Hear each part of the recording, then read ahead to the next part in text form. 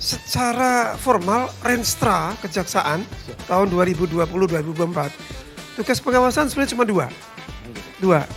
Satu, meningkatkan akuntabilitas kejaksaan. Yang kedua, meningkatkan integritas aparatur kejaksaan. Setelah Pak Jaksa Agung Pak Burhan masuk, mulai merangkak naik. Tahun 2020 kita mulai masuk di 10 besar. Rankingnya kira-kira di 6, 5. Stagnan di situ lah Pak ya. Nah, tahun 2021 naik lagi. Nah, menjadi 3 gitu. Menjadi 3 dan sebagainya. Ini sesuatu perkembangan yang luar biasa. Peningkatan ya Pak ya.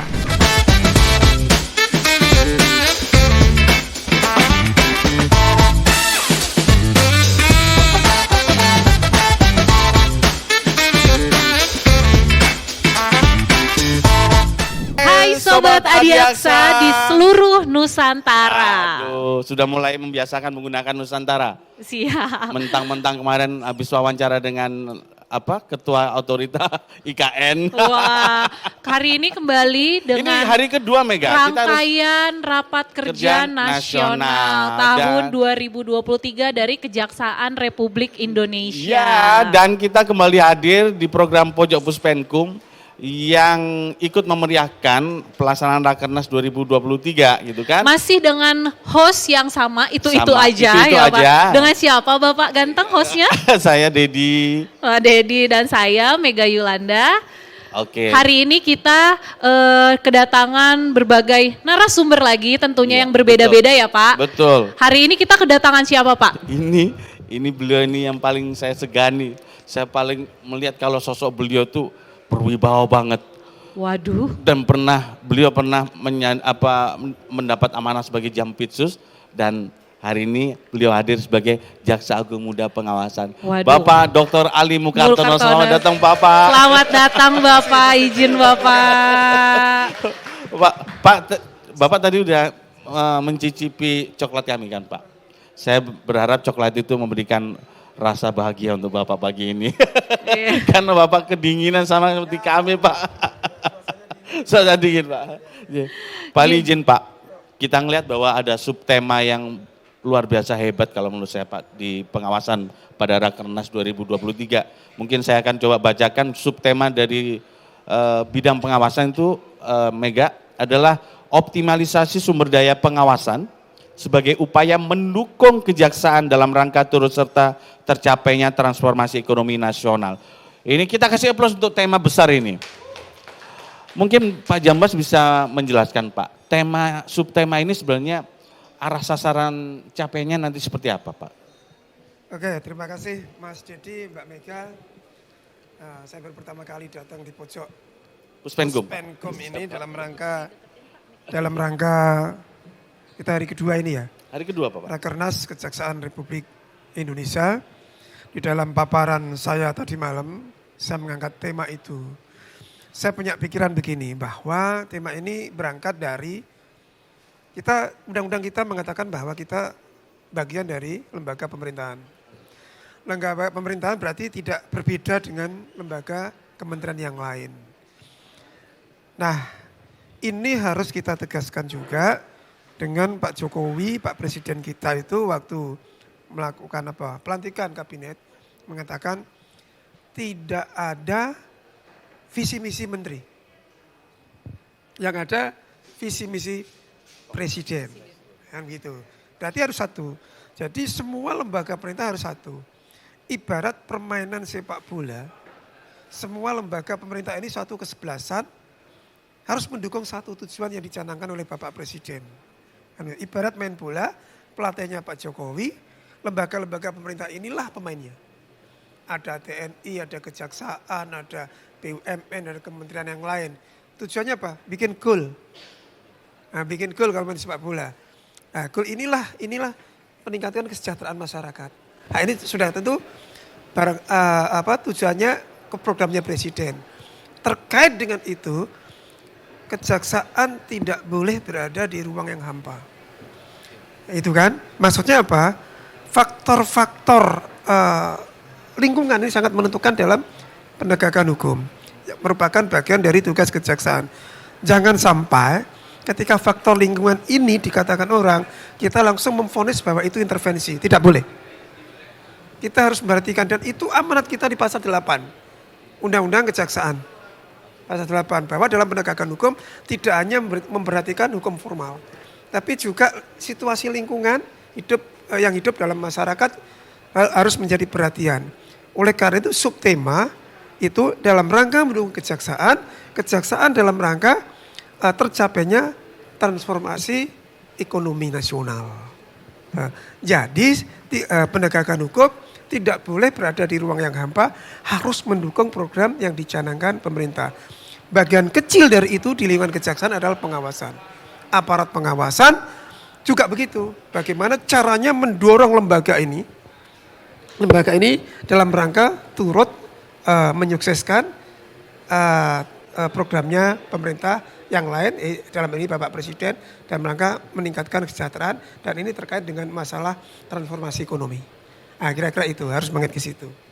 Berarti erat kaitannya dari fungsi, atau mungkin kita bicara tentang tugas dan fungsi pengawasan, bidang pengawasan memiliki arti yang penting ya Pak dalam mendukung capaian kinerja bidang-bidang yang lain ya Pak ya? Iya. Karena secara teknis mungkin kan untuk kaitan mendukung inklusif ekonomi kita, pertumbuhan ekonomi bangsa ini, berarti pengawasan punya fungsi yang cukup strategis Pak? Secara formal Renstra Kejaksaan tahun 2020-2024 tugas pengawasan sebenarnya cuma dua. Satu, meningkatkan akuntabilitas kejaksaan. Yang kedua, meningkatkan integritas aparatur kejaksaan. Nah itu punya dua. Cuma dua tapi di dalam. Di dalamnya banyak Pak itu Pak. Luas sekali. Cuman unsur depannya aja ya Pak ya. Luas sekali. Kalau kita pecah dari akuntabilitas kejaksaan, itu ada dua. Saya diminta oleh lembaga ini untuk mempertahankan bagaimana laporan keuangan kita WTP. Nah, wajar tanpa pengecualian. Yang kedua, sistem akuntabilitas kinerja instansi pemerintah itu skornya harus tinggi. Skor harus tinggi inilah sangat kompleks. Karena menyangkut bidang-bidang yang lain Pak ya. Iya, saya harus mengkompilasi bidang-bidang yang lain untuk bahan laporan kepada Menpan. Yang terakhir tugas kedua itu meningkatkan integritas pegawai. Saya ini tidak mudah, saya tidak bisa bekerja sendirian. Harus semua warga desa harus paham ini. Siap, Bapak. Bahwa potret kita adalah kelakuan kita. Kalau kelakuan kita jelek, potretnya kita juga jelek. Inilah masalah integritas. Maka saya tidak segan-segan mengajak bagaimana kita harus memperbaiki diri dan sebagainya dalam rangka memperoleh kembali public trust. Pak, ini kan sekaligus curhat Pak. Kita ini kadang pusat penerangan hukum Pak Jamwas bersama-sama bidang yang lain dengan pengawasan tentunya. Sudah berupaya nih untuk mempublish atau mempublikasikan kinerja-kinerja yang positif tentunya dalam untuk mewujudkan ini tadi Pak, public trust nih. Cuman kadang karena perilaku satu orang saja Pak. Apa yang kita bangun itu bisa rusak loh Pak. Kontra di masyarakat ya Pak Didi ya. Semacam itu seperti apa Pak ke depan pengawasan Pak? Apalagi kan Pak kalau kita lihat kan sekarang media sosial ini sudah banyak digunakan oleh masyarakat ya Pak. Jadi tidak terlepas masyarakat ini hanya dengan foto saja tuh bisa menjadi berita gitu loh Pak di luaran dan bisa merusak citra ya Pak ya. Bahkan ya padahal misalnya hanya sekedar jalan-jalan mungkin Pak kayak gitu kan, kayak di media sosial mungkin ada jaksa yang jalan-jalan. Hedon dong. Kalau jalan-jalannya ke Paris hedonisme itu. Kalau di Ancol boleh aja Mega. Jadi Pak gimana Pak ngadapin kendala-kendala semacam itu Pak? Mas Didi, Mbak Mega. Saya runtut per tahun. Tahun 2019 itu masa terakhir pemerintahan Pak Jokowi. Tingkat kepercayaan dari berbagai lembaga survei kepada lembaga kejaksaan. Kejaksaan itu berada di luar 10 besar. Di luar 10 besar Di Pak? luar 10 besar. Wow. Kepercayaan masyarakat kepada lembaga kita, lembaga pemerintah, lembaga negara, kita berada di luar 10 besar. Setelah Pak Jaksa Agung, Pak Burhan masuk, mulai merangkak naik. mulai makin naik. Tahun 2020 kita mulai masuk di 10 besar. Rankingnya kira-kira di 6, 5. Siap. Stagnan di situ lah Pak ya. Nah, Luar tahun biasa. 2021 naik lagi. Nah, menjadi 3 itu. Menjadi 3 dan sebagainya. Ini sesuatu perkembangan yang luar biasa. Peningkatan ya Pak ya. Ya. Betul. Itu yang tadi saya sampaikan adalah lembaga pemerintahan secara keseluruhan. Saya persempit untuk lembaga penegakan hukum. Kan begitu. Selalu kita ketinggalan. Kita perbaiki dengan beliau ini, kita membuat program-program inovasi sedemikian rupa, sampai akhir bulan November tahun 2022 kemarin, berbagai lembaga survei kita nomor 1. Wah luar biasa sekali. Ini tidak mudah. Saya hanya 2 hal yang dititipi Pak Jaksa Agung ketika saya melakukan inspeksi pimpinan.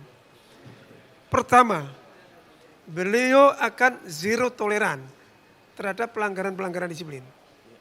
Tidak ada ampun, apalagi sampai pelanggaran-pelanggaran jaksa masuk ke medsos. Saya tekankan pada kawan-kawan di daerah, beliau akan bertindak tegas setiap pelanggaran. Tidak ada ampun. Ya, karena tadi kita sudah sedemikian rupa, kita per tahun kita tahu sedemikian rupa, ketika ada 1-2 perbuatan oknum kita menjadi seperti rusak semuanya. Yang itu. Tetapi juga masih ada kelemahan. Ya, kelemahan itu tanggung jawab saya. Yang saya lihat kelemahan kita masih itu optimalisasi kewenangan yang belum tergambar. Mungkin bisa dijelaskan Pak. Boleh. Ada berbagai kewenangan yang belum dilaksanakan oleh kawan-kawan. Misalnya saya sudah berkeliling. Di Pidum itu ada Undang-Undang nomor 18 tahun 2013. Tentang pencegahan dan pemberantasan perusakan hutan. Masih sedemikian sedikitnya kewenangan ini dipergunakan oleh kawan-kawan. Ya, masih sedikitnya. Sudah ada tapi tidak seberapa. Di Pitsus juga demikian. Di situ ada Undang-Undang nomor 28 tahun 99.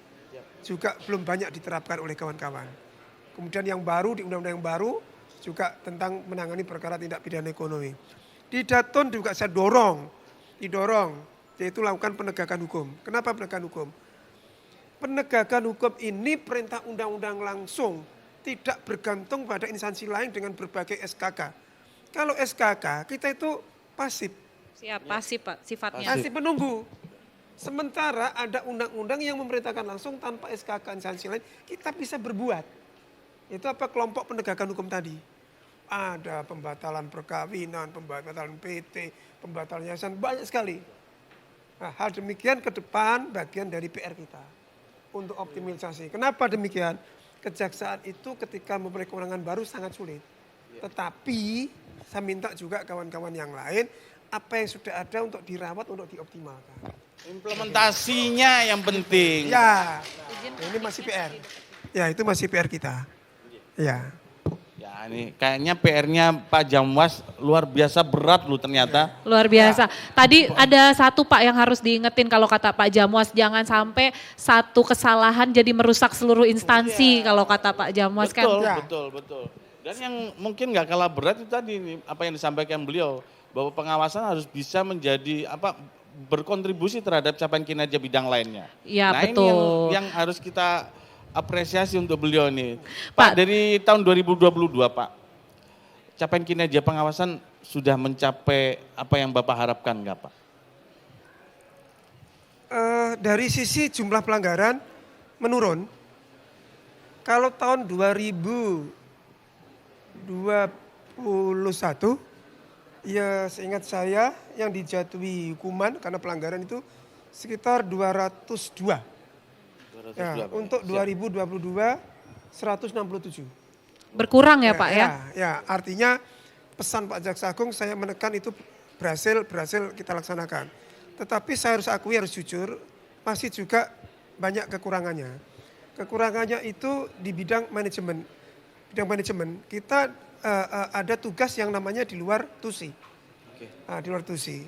Itu kaitannya dengan tugas-tugas dari BPKP. Banyak tugas itu. Itu ada sakit, ada SPIP, ada penjaminan insuran, kemudian kualitas, ada manajemen risiko dan sebagainya. Ini sesuatu yang baru. Sementara kita ini rata-rata latar belakangnya sarjana hukum. Ya, sarjana hukum. Sekarang di pengawasan harus berbagi porsi pikiran kita di samping teknis, tapi juga manajemen. Berarti ada kemungkinan besar nanti pengembangan struktur organisasi pengawasan akan Boleh. bertambah banyak ya Pak ya? Boleh. Antara lain saya ingin menambah ada irmut di keuangan itu karena itu reviewnya itu banyak sekali. Dan juga saya tidak tahu ini nanti kalau Pak Jambin menyetujui, Pak Jackson menyetujui, saya menginginkan ada irmut pitmil. Oh, boleh. Ini bukan untuk ngawasi kan Pak, tapi optimal. Maksud saya di setiap irmut itu ada irmut pitmil. Karena apa? Nanti kalau inspeksi ke daerah supaya ada kultur TNI ini ada di kita juga. Siap. Tidak sepenuhnya oleh jaksa. Tapi ini perlu ya masih harapan lah. Iya, Perlu pendalaman karena tidak mudah juga memindahkan personel dari instansi lain Betul. kepada kita gitu. Wah luar biasa. Jadi fungsi pengawasannya semakin banyak ya Pak ya? Iya, tapi Luar ingat loh, biasa. bukan ngawasi terus, tapi dalam rangka mendukung capaian kinerja bidang tugas yang lain. Oh iya Iya. Mas Edi, Nggih. Mbak Mega. Kenapa Pak? Kita sudah bergeser, pengawasan tidak hanya watchdog mencari Nah, kesalahan, ini yang penting tetapi Pak. juga kita sudah kita programkan menjadi konsultan dan menjadi katalis. Jadi ketika itu kesalahan masih bisa diperbaiki, jadi pengawasan ini mendampingi bidang lain. Oh begitu. Jangan sampai kesalahan itu. betul. Ya, Dibina mungkin ya Pak ya? ada semacam pendampingan. Didampingi. Kalau di Daton itu ada pendampingan di instansi lain. Nah di internal kita mencoba untuk mendampingi bidang lain. Supaya ketika ini tidak sampai kesalahannya semakin dalam, kita akan mencoba untuk kita kembalikan kepada rel yang benar. Jadi Kalau ditanya didampingi ini, sama nggak, sama tahu pengawasan nggak? langsung. Kenapa Pak? Kalau menurut saya nih ya, Ya. menurut saya ternyata bidang pengawasan tuh punya tugas yang paling berat tuh. Iya betul. Paling berat. Kenapa? Betul. Kalau kita ngomongin Menyangkut semua bidang. Menyangkut semua bidang. Karena menyangkut semua bidang Pak. Karena dia yang istilahnya mungkin jatuhnya seperti bertanggung jawab atas semua Iya, bidang. Iya. Karena Ya capaian kan? kinerja Pidum turun, beliau Juga juga ikut bertanggung kena. jawab. Ya kan? Datun turun, pengawasan juga kena. juga. Semuanya. Siap. Iya, Boleh. Izin Silakan. Pak Jamwas. Silakan Pak Tadi Ricardo. Bapak katakan kalau orang prestasi kinerja ada prestasi yang dihasilkan tinggi. Nah ini kalau Bapak terbalik, perbuatan tercela dari jaksa dan TU turun, baru itu keberhasilan UAS. Kira-kira kiatnya bagaimana Pak ngaturi orang-orang itu yang lain-lain ceritanya? Oke, terima kasih. Kiat-kiatnya katanya Pak gimana? Terima kasih Pak Direktur. Ya tadi kita mencoba untuk merubah mindset pengawasan yang semula jadi watchdog, hanya menunggu kesalahan. Itu kan, kita tidak boleh seperti itu lagi. Beberapa tim sudah saya terjunkan ke Kejaksaan Tinggi untuk melakukan pendampingan dan pembimbingan.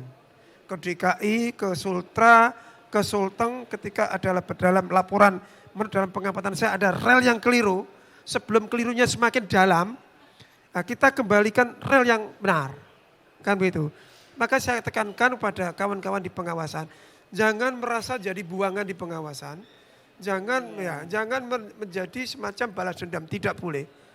Pengawasan harus bisa mengatasi masalah yang ada di lembaga kita. Artinya aparat pengawasan harus pandai, harus bisa betul-betul jago. Jangan merasa hanya jago. Nah, karena bagaimana jangan sampai kesalahan yang masih bisa kita betulkan, kita deteksi dini, jangan sampai itu terjadi. Itu Pak Direktur, lihatnya supaya tadi Pak. kita tidak menunggu kesalahan itu terjadi. Itu Pak. Itu Pak. Iya Pak. Berarti Siap, Pak Ketut mau nanya. gimana Pak Ketut? Saya belum puas. Oh ya belum. Kenapa puas. Pak Ketut? Kami bukan alat pemuas loh Pak Ketut. Bukan, tapi Pak Jamwas ini punya, namanya Satgas 53. Satgas 53 ya Pak? Masyarakat tuh selalu nanya sama saya, media sama saya tuh, eksistensinya kayak apa sih? Pak, bukannya Gitu Pak loh. Ketut paling was-was kalau ada telepon dari Pak Jamwas terkait Nah, ini ada nih. Satgas 53. Pak Saya Jamas mau nanya ngeluarin ini. surat biru aja saya deg-degan kayaknya Pak. Monggo Pak, dijawab Bapak. Jadi Pak. Makasih Pak Kapus. Jadi Satgas 53 bagian dari keprihatinan Pak Jaksa Agung, pimpinan kita, yaitu bagian juga tadi. Di dalam suratnya keputusan Pak Jaksa Agung Satgas 53, tidak hanya melakukan penindakan. Di sana ada 2 hal yang perlu diperhatikan, deteksi dini dan tindakan preventif. Ya, jadi kita seiring begitu, deteksi dini dan tindakan preventif. Nah, ini kita kedepankan lagi.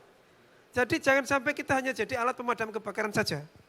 Tetapi kebakaran itu bisa tidak terjadi, kenapa kita tidak lakukan? Wih, keren. Ada tindakan preventif dulu katanya Iya, dari pengawasan. Makanya ada korelasinya Pak dengan turunnya jumlah tindak lanjut pengaduan Pak. Betul. Jadi berarti efektif ya Pak ya, tindakan preventif yang dilakukan pengawasan ini cukup penontonnya efektif. antusias banget ini. Pada mau nanya terus nih Iya. kayaknya. Iya. Boleh Pak. Pak Jam. Boleh Pak. Ini kan kita harus cari alat pemuasnya kan. Oh iya. Tadi kan disampaikan oleh Pak Kapuspen tentang Satgas 53. Sedangkan program Bapak berhasil Pak. Perbuatan tercela itu menurun. Lah kira-kira langkah ke depannya apa nih Satgas 53? Kalau sudah tidak ada yang perlu ini kan kolaborasi Intel dengan UAS Pak. Yang jelas ya mungkin dibubarkan Pak. Terus jongono. Maunya yang jawab Pak Jamwas, Pak Dedi. Ya kalau semua penurunan telah drastis gitu. Tidak ada yang aneh-aneh lagi, semua berjalan pada relnya. Nah terus buat apa nih Satgas 53 Pak? Nah, gimana Pak? Saya kira Satgas 53 tetap penting keberadaannya. Ya tadi, karena ada perluasan tindakan. Jadi kalau selama ini hanya sebagai pemukul gitu, penindak, nanti persentasinya kita geser. Yang selama ini pengawasan, porsi pencegahan dan porsi deteksi dini itu lebih kecil daripada porsi penindakan. Ke depan kita mencoba untuk geser, penindakannya kita lebih kecil. Ketika tidak ada tindak lagi kita bisa perbaiki di tingkat deteksi dini dan preventif. Nah, untuk apa lagi ada penindakan? Kan begitu. Tapi penindakan tetap perlu. Ya, karena bagaimana juga saya tidak bisa mengawasi kawan-kawan kejaksaan di seluruh Indonesia. Tidak bisa, saya satu persatu. Sehingga tetap saja zero toleran tetap jalan. Yang salah tetap salah. Program zero toleran tetap jalan. Nah, hanya porsinya akan kita mencoba untuk kegeser, kita presentasinya di deteksi dini dan preventifnya ini kita besarkan. Nah, ini yang penindakan yang kita sesuaikan dengan kebutuhan. Betul. Gitu. Jadi Kira-kira begitu. Satgas 53-nya tetap ada ya Pak Tetap ya. wajib itu. Wajib. Bila Karena perlu sistem kerjanya, SOP-nya disempurnakan Iya. supaya Satgas 53 akuntabel gitu ya Pak ya. Iya, karena kalau menurut saya Pak memang tindakan preventif ini lebih efektif ya Pak kayaknya, apalagi kan banyak anak-anak baru Kalau mungkin Pak. ngomongin preventif itu sebenarnya pengawasan memfungsikan dirinya sebagai bapak dari anak-anaknya. Iya, gitu. betul. Kira-kira gitu ya Pak ya.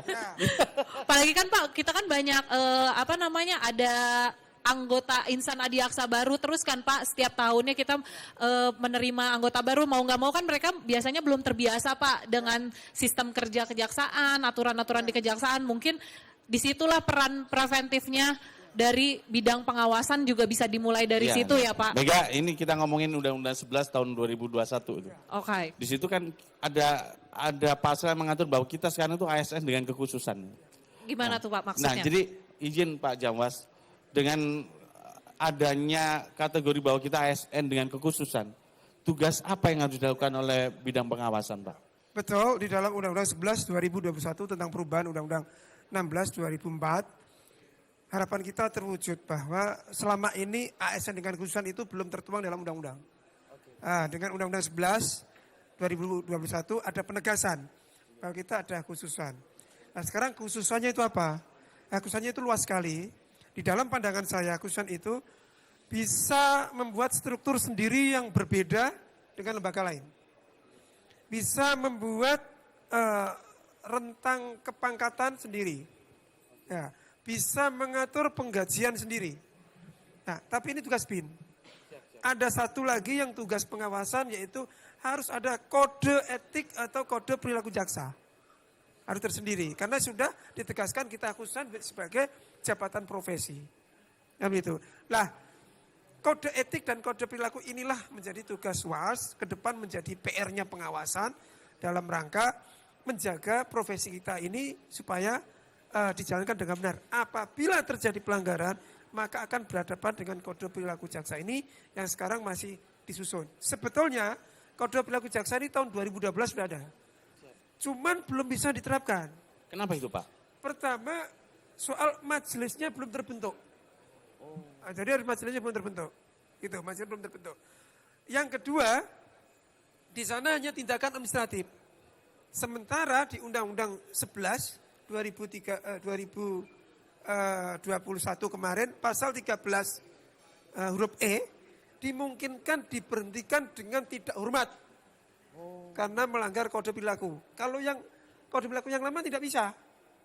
Nah, sekarang karena sudah ada amanat baru di dalam undang-undang bahwa bisa jaksa diberhentikan karena melanggar kode etik. Maka harus disusun ulang ini. Disusun ulang. Nah, nanti dalam sistem, dalam gambaran saya, kita harus ada juga membuat semacam hukum acara. Karena untuk pembuktian kesalahan melanggar kode perilaku harus melalui proses persidangan. Nah, kira-kira luar biasa. Nah, berarti kan kita harus waspada ini, bukan waspada sih kalau ngomongin. Saat ini pemerintah lagi menyusun rancangan undang-undang terkait dengan perubahan Undang-Undang 14 tahun 2000, Undang-Undang nomor 5 tahun 2014 tentang ASN, Pak. Nah, berarti ini kita harus juga sinkronisasinya dengan undang-undang kita harus ada ini, Pak. Itu kan kaitannya ada perubahan signifikan terkait dengan perubahan Undang-Undang nomor 5 2014 tentang ASN sih, Pak. Iya. Ya, jadi kita harus sinkronkan nanti itu, Iya. Pak. Secara induk itu menjadi induk kita. Tetapi ketika kita dibuka dengan ada ketegasan itu sebagai kekhususan, ya tidak harus sama. Tidak sama. Oke. Kita boleh tidak sama dengan kementerian. Oke. Ya, kenapa kementerian? Karena kalau kita kembalikan ke Undang-Undang Dasar, kita memang agak berbeda. Iya. Kita cantolannya di pasal 24 Undang-Undang Dasar, yaitu di bagian dari kekuasaan kehakiman. Oke. Nah, jadi meskipun kita instansi pemerintah, tidak cantolannya bukan di pasal 17 Undang-Undang Dasar yang itu mengatur Kementerian Negara. Oke. Ya, di sana melaksanakan tugas-tugas pemerintahan, sementara di kita ini melaksanakan kekuasaan negara terkait dengan kekuasaan kehakiman. Agak berbeda di situ. Disitulah kekhususannya. Nah, tapi tetap saja induknya di Undang-Undang ASN. Oke. Nah, seperti Siap, siap. itulah kira-kira itu. Waduh. Gak. Gimana, Kamu Pak? penasaran gak sih kalau Apa, lihat Pak? sosok Jamwas berjalan dari jauh? Stylish, Stylish banget. langsing. Malu saya perut saya gak mungkin deh. Iya, Pak. Kenapa?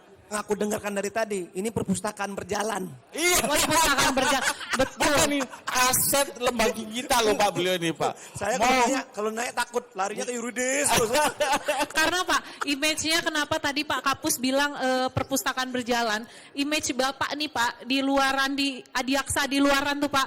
Pak Ali nih pinter banget. Oh iya. Katanya gitu Pak. Bukan pinter banget. Banget banget Pak. Jadi kalau misalnya Masih, Pak Ali mau datang ke daerah Pak, itu jaksa-jaksa senior saya udah pada sibuk baca-baca undang-undang ya, baca-baca undang-undang. Kemarin gitu Pak waktu Bapak datang loh Pak. Lebih baik nggak nanya daripada ditanya. Iya, terus pada gini, bawa buku ke atas, bawa buku kumpul di aula, Pak Ali mau pengarahan. Itu udah Iya, siap betul. semuanya Tapi Pak. Mbak, kalau untuk mengetahui ilmu beliau, bertanya tapi ngeyel. Kenapa Iya. tuh Pak? Pasti langsung, oh, begini. Pasti cerita Jadi semua. sebenarnya Bapak itu nyolong ilmu kan dari beliau. Pura-pura Sepertinya nanya kan gitu. Padahal nggak tahu. Bukan nyolong, mungkin bahasa halusnya transfer ya. Tapi Pak, penasaran nih Pak. Kan image-nya nih kalau bidang pengawasan nih katanya galak-galak gitu Pak. Gimana nih Bapak kalau mendengar isunya gitu, ini bidang pengawasan nih Itu takut. khusus ke Kepahyang. Kalau kita di Puspenkum datang baik-baik semua. Membawa. Bapak nih Iya. mega satu lagi yang Oh, iya. dikepahi. putus ibau dia. Betul sih Pak. Ya jangan dong Pak. Kalau Bapak menanggapinya gimana Pak? Secara pribadi, ya, saya sama dengan jaksa yang lain. Kalau dikatakan saya pintar, dikatakan saya kuhab berjalan sebagainya, enggak juga. Sama dengan kawan-kawan yang lain sama. Mungkin pengalaman yang berbeda. Iya. Saya sengaja belajar, enggak juga. Ya, mungkin saya itu ketika saya berterima kasih kepada pimpinan kejaksaan terdahulu. Saya diberi kesempatan untuk menangani perkara-perkara besar. Pangkat rendah saya sudah diikutkan oleh pimpinan untuk menangani perkara-perkara besar. Disitulah saya banyak belajar sama senior-senior. Nah ketika ada sesuatu itu problematik terpecahkan berdasarkan dasar hukum tertentu, kemudian terjadi lagi, saya teringat. Jadi saya tiba-tiba tahu semuanya tidak juga. Hanya karena punya pengalaman itulah. Saya sepertinya lebih tahu daripada yang lain, padahal sebenarnya tidak juga. Nah, tahu Pak. jadi yang membedakan pengalaman saja. Pak, Nah, pengalaman. tahu nggak Pak? Buku pinter saya itu sebenarnya ada satu buku Pak. Yang pernah Bapak susun dulu kalau nggak salah. Blueprint di bidang Bitsus Pak. Oh, iya. Itu sampai sekarang saya pakai Pak. Bang, dan ini Pak, kapan mau dicetak lagi dan di-upgrade sih Pak? Blueprint itu penting banget loh Pak. Ini udah lama enggak loh Pak? Sudah kan perkembangan tingkat kejahatan, kualitas kejahatan juga meningkat. Nah blueprint itu kayaknya sudah waktunya di-upgrade Pak. Cuman kayaknya belum ada yang menginisiasi nih Pak. Mega belum punya nih Pak, kayaknya boleh deh Pak diminta. Oh Pak. jangan, mahal itu. Oh. Mahal Kan itu. mintanya langsung sama Pak Ali bukan sama Pak Dedi. Ya Mas Pak. Didi, itu Bang. blueprint sudah saya serahkan ke lembaga. Oh, iya, Pak. Tapi di Bitsus masih ada kok. Masih ada. Saya punya Pak. Mega Saya belum nggak punya Pak. Itu isi pemetaan tentang 10 area rawa korupsi. Iya, betul Nah, Pak. Dan tata cara deteksi dan penegakan hukumnya. Tuh. Wah Ada keren buku pintar di situ banget. itu. Mega butuh nih Nah, kayaknya. termasuk nih, Pak. Pak Kapus itu pinternya Silakan gara-gara itu Pak. tanya ke Sesjam Bitsus nanti. Oh gitu Pak ya. Itu masih ada, kalau diperbanyak silakan itu. Itu Mega keren, belum Pak. punya loh Pak. Itu sudah punya lembaga kok. Bukan saya ikhlas untuk lembaga itu. Oh iya, siap, gitu siap, ya. siap. Pak Dedi, tolong dong lebihannya dikirim ke Mega. Ya kan Pak? Iya, nanti Boleh tuh udah ACC sama Bang Bapak. Dedi, siap. beliau itu bukan ahli Bitsus saja. Semua Salah Pak. satu terobosannya, Iya. beliau itu pada saat beliau menjadi Kajati Sumsel, Oh, gebrakan yang nyeleneh, apa itu Pak? berkas perkara kehutanan. Oh iya iya iya. Baru 17 hari, ambil alih, langsung lakukan penyidikan. Semua keringat dingin. Karena ada yang di stop. Itu. Dan itu sudah tertuang di blueprint loh Pak. Iya. Makanya beliau berani ambil sikap. Jadi gimana Pak ceritanya itu Pak? Kalau ngomongin keberanian Ya. Bapak di Sumsel ini Pak. Jadi begini, itu kan banyak kawan-kawan yang tidak tahu bahwa di Undang-Undang Nomor 18 tahun 2013 tentang pencegahan dan pemberantasan perusakan hutan. Di pasal 39 huruf B itu kejaksaan diberi kewenangan penuntut umum untuk melakukan penyidikan terhadap berkas perkara yang belum lengkap. Saya ingat kewenangan itu diperoleh dengan susah payah. Tahun 2012, tahun 2013 itu kewenangan itu diperoleh dengan susah payah. Artinya itu kewenangan baru kejaksaan. Tetapi setelah menjadi undang-undang, sosialisasinya sepertinya kurang. Ya, nah disitulah saya mencoba untuk menerapkan kewenangan-kewenangan baru yang kawan-kawan belum pernah menerapkan. Memang itu tingkat kesulitannya agak lumayan tinggi. Kenapa kesulitannya agak tinggi? Karena itu terjadi penyimpangan dari KUHAP. Kenapa penyimpangan dari KUHAP? KUHAP itu diamanatkan yang melakukan penyidikan ya penyidik. Tetapi di undang-undang itu yang melakukan penyidikan penuntut umum. Bukan penyidik. Nah, di sini tingkat kesulitannya tinggi. Itu. Jadi formulir dasar hukum harus segera dibuat itu. Supaya kawan-kawan nanti kalau melakukan menerapkan aturan itu ketika diperadilankan lolos dari kesalahan. Karena itu ada ketentuan khusus. Yang kedua, tantangannya besar. Kenapa tantangannya besar? Hanya bisa dilakukan 50 hari. Iya. Ya gitu. Luar biasa. Hanya 50 hari. Nah itu, tetapi ini suatu tantangan yang luar biasa buat kita. Dan saya sanggup. Kawan-kawan semua sanggup. Jangan sampai kewenangan ini tidak dirawat oleh kawan-kawan. Nah, saya minta dengan sangat, saya melaksanakan, saya dorong. Pak, seingat saya waktu Bapak Jambidum, Bapak sudah banyak buat pedoman untuk itu Pak ya? Banyak ya Pak ya? Banyak. Banyak. Formulirnya sudah jadi. Jadi semua. Sudah jadi, tinggal jalan. Iya Pak. Pak Dedi, ada Pelaku tamu. sejarah. Pak Dedi, ada tamu baru yang nonton. Iya. Udah pegang mic dari sini saya lihat. Ini kayaknya narasumber kita kemarin, Pak. Iya. Selamat datang, Belum Pak Kajati belum DKI. puas, Terima Pak. kasih. Belum puas kemarin ditanya-tanya di sini, jadi dia pengen nanya-nanya kayak nih. Selamat datang, Pak Reda. Thank you, makasih. Ini karena ngedenger suara beliau ini langsung terusik ke kuping Oh, saya. langsung lari ke sini ya, Bukan, Pak ya. bukan karena kedinginan Pak di dalam. Bukan, di dalam udah hangat.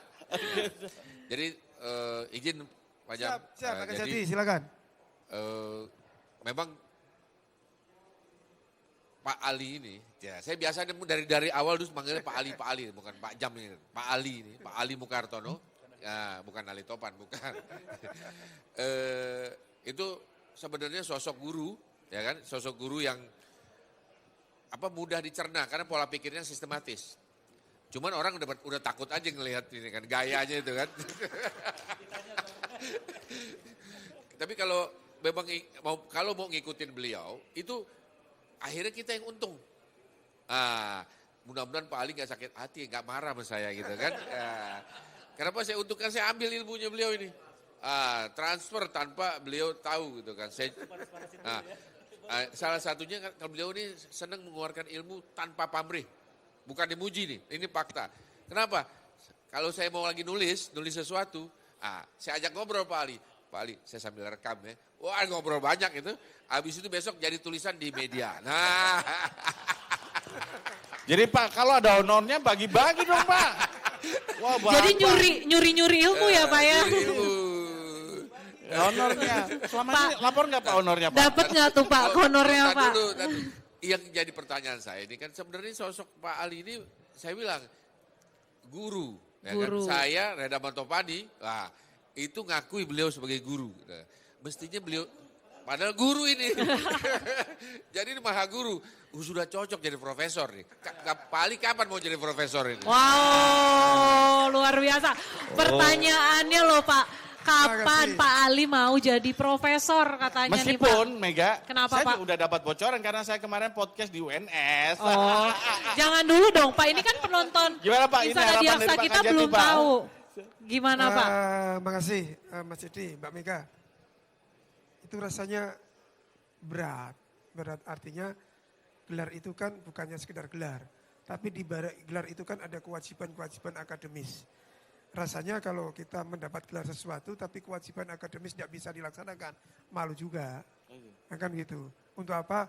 Gelar terlalu banyak tetapi tidak dibarengi dengan produk-produk yang sifatnya akademis. Kan gitu. Ya tapi itu ngalir sajalah. Nah, ini makasih Pak Reda ini Pak Kajati DKI sekarang. Ya salah satu yang saya harapkan untuk banyak inovasi di kejaksaan ini. Luar biasa. Dan itu sudah dilaksanakan.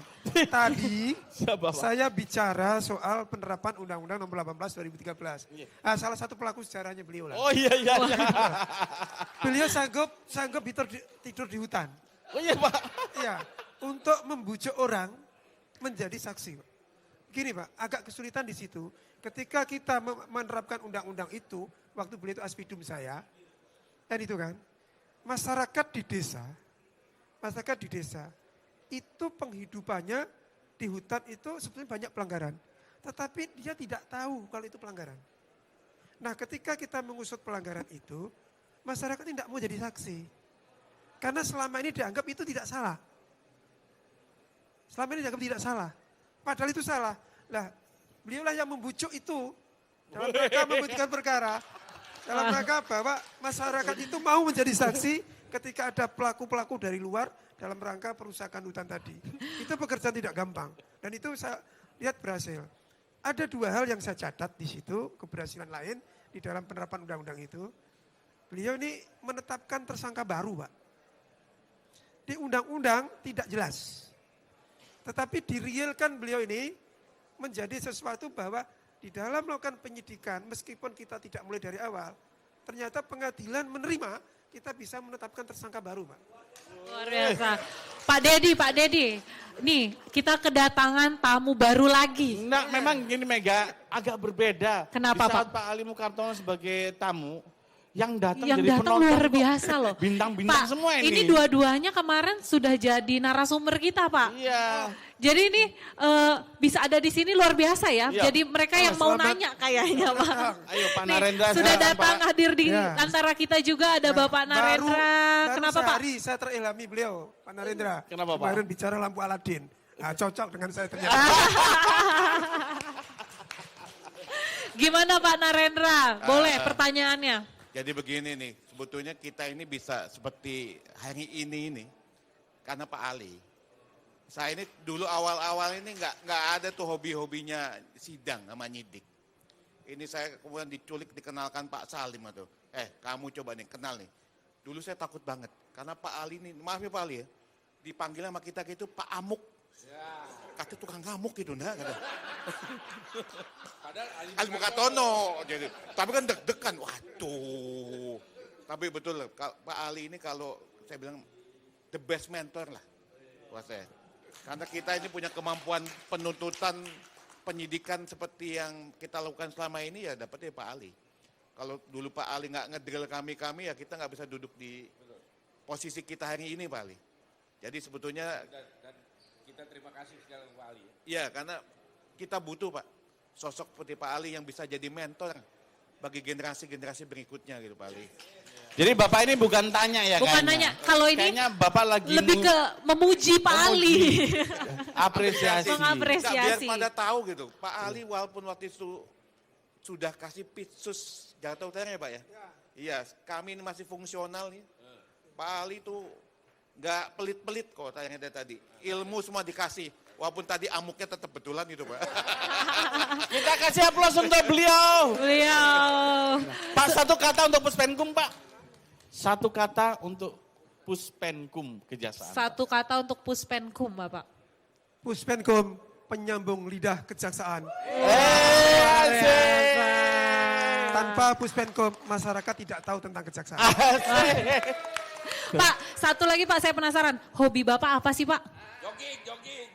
Lo tuh tahu dah. Oh, sudah Apa sih disebut. Pak? Jogging. Sudah disebut beliau. Sudah ini. disebut. Waduh. Wah. Oke, berarti nanti pulang dari sini kita bisa agendakan jogging Jogging bareng-bareng bareng. ya Pak ya? Iya. Boleh. Ingat.